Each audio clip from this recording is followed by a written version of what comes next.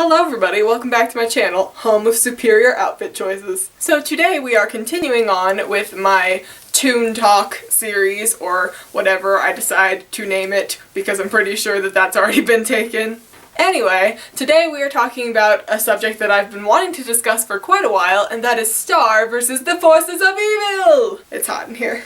So Star vs. the Forces of Evil is a Disney cartoon produced by Darren Nefsey of Wander Over Yonder, I believe, and it's great. I love it so much. The show is like Kim Possible meets Dave the Barbarian meets every magical girl anime I've ever seen. It's absolutely hysterical. I feel like every single episode has me laughing out loud at least once, and the animation is consistently good. Now, getting into what the show is actually about, it's about a magical princess from another dimension named Star Butterfly, and Star Butterfly on her 14th birthday is bestowed a magical wand. But Star is quite wild and unruly and not really fit to handle such a powerful item, so her parents ship her off to Earth where she can safely get control of her powers. And while she is on Earth, she is kind of taken under the wing of the safe kid, whose name is Marco Diaz, and his parents take her in as an exchange student, and the two of them become friends, and they pretty much just hang out and fight monsters together, and it's fantastic. Now, I know a lot of you will probably be asking how it compares to other shows like Steven Universe, Adventure Time, yada yada.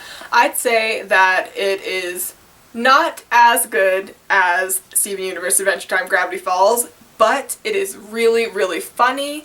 Continuity-wise, you don't have to see every single episode in order. It's not like super strict on continuity. It's more of like a Danny Phantom. You don't have to see every episode in order, but there are things that happen in the past that fall into place in the future, and with the finale being the way it is, it looks like they're going to have a more continuous storyline for season 2, which I'm really excited about. Another thing I really love about the show is the theme song. Literally from the first second that I turned it on, I was already like hooked on it and wanting to know more, because the theme song is just so fun. It's bright and it's exciting and it's colorful and it's upbeat, and it just gets you so pumped to see something awesome, and that's exactly what the show delivers. I also feel like it's really well balanced between action, comedy, and like seriousness. I feel like there's a good range of all of it. It's a show that has a little bit of something for everybody. Like, it starts off a little bit rocky and you kind of have to ease into it and, you know, wait for them to figure out the direction that they're trying to go in.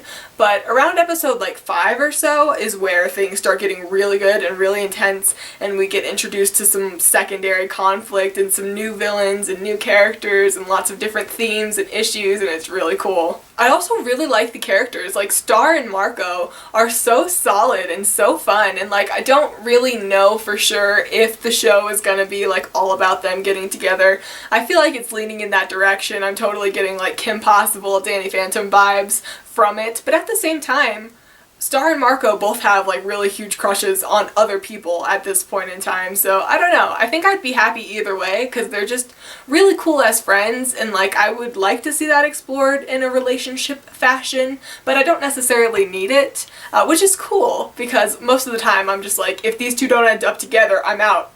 But that's not the case here. Star is super funny and upbeat, and I love how she just gives zero fucks about what anybody else has to say. She's just kind of doing her own thing, and she misunderstands Earth a lot of the time, but she's not an outcast for it. She's actually really popular, which is cool. And Marco, he's kind of a nerd, but he's not an outcast either. Like, he's a cool nerd. Like, he's kind of hanging out with everybody, and it's like socially acceptable for anybody to talk to him, even though he's sort of like lower on the popularity chain. It's nice. I really like their dynamics. And I also like the Mexican representation, because Marco and his family are all Mexican American, which is cool. You don't see that very often in cartoons. Okay, now I want to talk about the finale and my predictions for season 2, so if you haven't watched it yet, for the love of God, go away.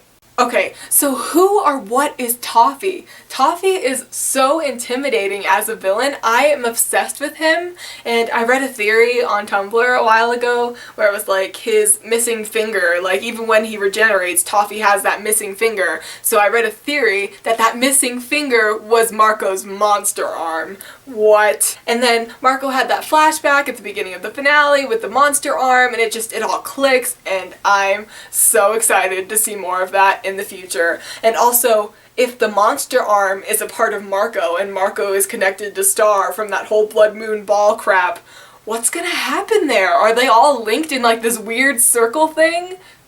Or I guess it'd be a triangle. I freaking loved Star's avatar state where she was just like, no, and that was amazing. I really loved how they switched focus on the villains halfway through, because Ludo is a cool villain, but he can't just carry the entire show all the way through. He's like Chuckles the Silly Piggy. The one episode, I think it was called Independence Day or something like that, where Star sort of realizes that her people just sort of massacred the monsters and there wasn't really any need for it.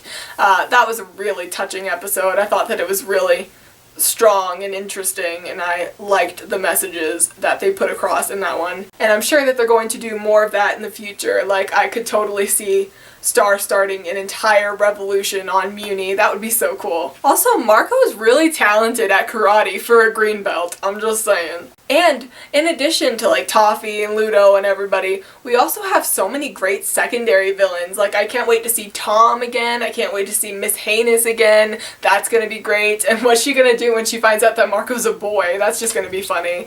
Also, Star's parents. What are they hiding from her? And like her mom, there's obviously like issues between the two of them that we've got teased about a little bit, but I am so excited to know what their whole deal is. Like, obviously the whole royal family on Muni has to be corrupt in some way, just going off of what we know about the Independence Day story. So what are they hiding, and what's gonna happen now that the wand is cleaved, and is Toffee gonna claim that shard of it as his own? Is he gonna control Star in some way? Is the wand gonna be like scary and unpredictable now? What is happening? Also, at the high school, we have so many more characters that we can explore that we don't really know that much about. Like Jana, we know that she's a little bit creepy and that she's really into Marco, but like, what's her deal? All the cheerleaders are interesting. Even like the popular football player type kids, they all seem pretty interesting. A little bit stupid, but interesting. Jackie Lynn Thomas, I think she's pretty cool. I like that Marco isn't into like the super hot cheerleader chick. He likes like the down-to-earth skater girl. I think that that's pretty cool. And yeah, overall, I think that this is an amazing show. Definitely not my favorite, but it's up there. I think it's really fun, and I'm super stoked about season 2, and I hope that it does really well and that the show can last for a really long time because I want more of it. And yeah. Feel free to leave any of your thoughts about Star vs. the Forces of Evil in the comments below, and leave any suggestion for any cartoon-related topic that you would like me to discuss in this series. And as always, like, subscribe, all that jazz, and I will see you later. Goodbye.